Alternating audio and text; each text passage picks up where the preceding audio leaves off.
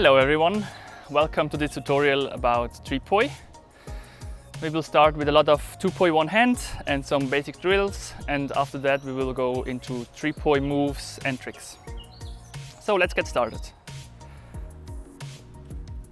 I count the fingers in my hand from being 1 the thumb and 5 the pinky, so 1, 2, 3, 4, 5.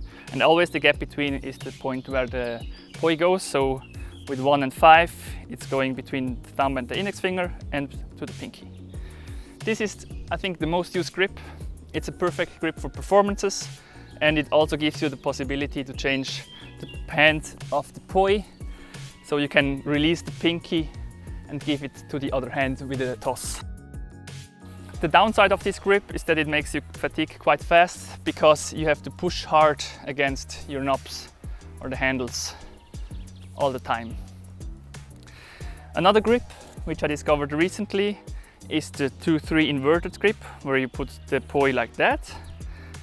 From the other side you change the sides of the poi so that they cross.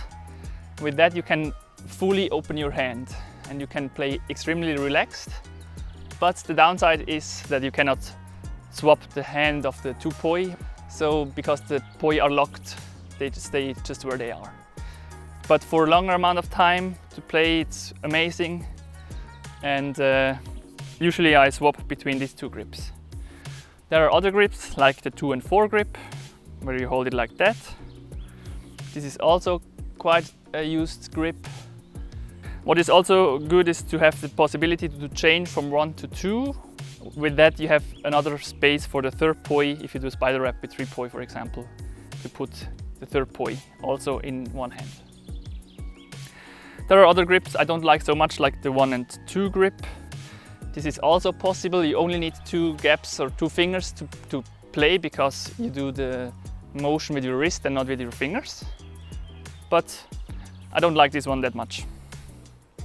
Just try out what's best for you, and the more you play, the easier it gets.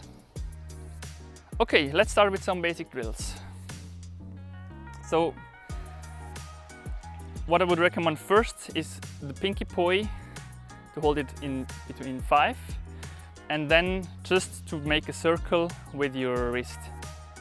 So the goal is to have the black poi or the hanging poi not moving at all, because in the end you control the front poi with the wrist. So the hanging poi has to be very still.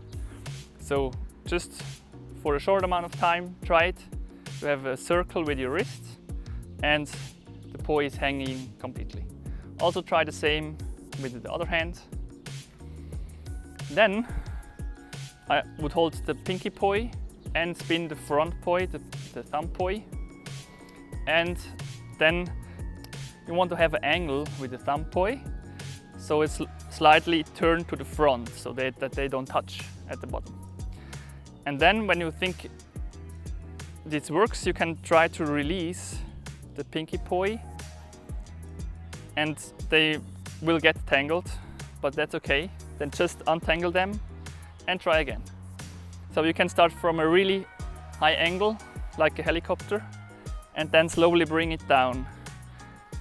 And really the motion is coming from the wrist and not from the arm. If you're doing stuff from the arm, they will get tangled. So it's really the wrist which is turning. You can try to bring the plane as close as possible to the other poi. And if this works, you can try the same with the other side, so with the pinky. So this drill takes a lot of time, and I would recommend to do it daily for a short amount of time. Just every day 5 minutes, and you will see after 1 or 2 weeks how you're progressing. So when you're able to do this spin, try to turn around and always keep the poi in the front so that they don't hit each other. This will give you the ability to change this plane side when you're playing with 3-poi. So if you're playing with 3-poi and you see your plane shifting, it's very important to be able to bring the plane to the plane where you want to have it, so mostly in a wall plane. There are 4 possibilities. You have 2 hands and 2 sides of each hand. It's very important to practice all possibilities, so that when you play with 3-poi, you can swap one poi to the other hand and you can continue without getting tired. So when you have control over the static spin with the hanging poi, try to move to the different positions. So to one side, down, very far down, then up, back down, to the left. This will take a lot of time, but it gives you a lot of control. And always with all 4 positions. Another drill is to keep the one poi spinning and the other one hanging. And then when you move down in the right moment, you can take out the momentum. And so when it's down, you can bring it up and it turns to the other side then. So you swing, and when the poi is here, around 45 degrees, you move down, so it's like a pendulum, and then you bring it up and it turns to the other side. Up and down.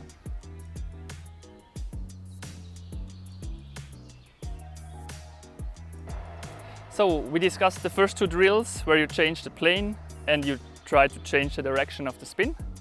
So if you can do that, you can also try to have your third poi and have one of them spinning and just spin the other poi as well. Just to get used to spin with 2 poi and have one hanging. And then you can do the same. So move to the side, move to the top, move to the front. Also move the other one, like do some basic moves or a stall. Just try around.